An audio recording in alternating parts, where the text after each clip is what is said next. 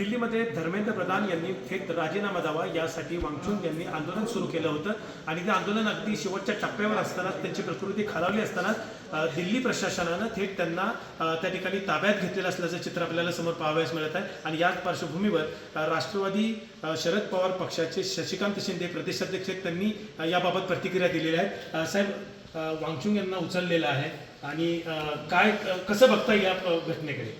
खरं म्हटलं तर या देशामध्ये लोकशाही नाही हे आम्ही वारंवार सांगितलं। हुकुमशाहीच्या माध्यमातून या ठिकाणी देश चालवला जातो। जसं चीन रशियाच्या माध्यमातून विरोध करणारे कोण असेल तर त्याला दाबलं पाहिजे अशा प्रकारचा विचार करून ज्यांनी लोकशाहीच्या माध्यमातून आंदोलन केलं आणि एका मंत्र्याचा राजीनामा घेतल्यानंतर 20 दिवस आंदोलन केल्यानंतर त्याच्याकडं कोणी बघितलं नाही। उद्यापासून संसदचं अधिवेशन चालू होत आहे आणि त्या अधिवेशनाच्या पार्श्वभूमीवर याची तीव्रता वाढेल आणि हळूहळू सगळीकडे या असलेल्या सोनम वांगचुकला पाठिंबा चांगला मिळायला लागलेला आहे। सर्व क्षेत्रातील लोक पाठिंबा द्यायला लागल्याने याची तीव्रता वाढेल म्हटल्याचं हे सरकार घाबरलं आणि परत एकदा आमच्या विरोधात कोणी आंदोलन केलं तर त्याच्याकडे आम्ही बघणार नाही, परंतु आमच्या विरोधात आंदोलन केल्यानंतर ते मोडू शकतो अशा प्रकारचं यंत्रणेचा वापर करून केलं ते निषेधार्थ आहे।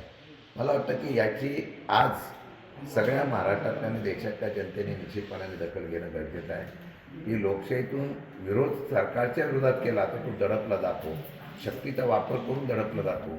याच्या विरोधाची लढाई ही सुरू झालेली आहे।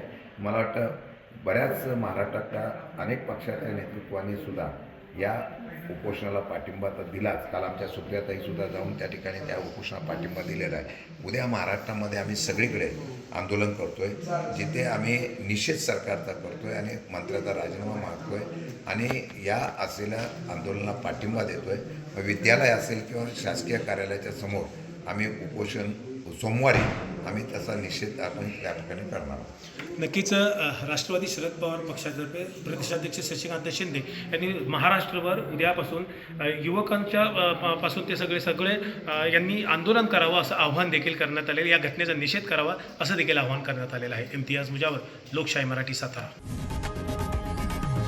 लोकशाही मराठी, ऐका, पहा, जागरूक रहा।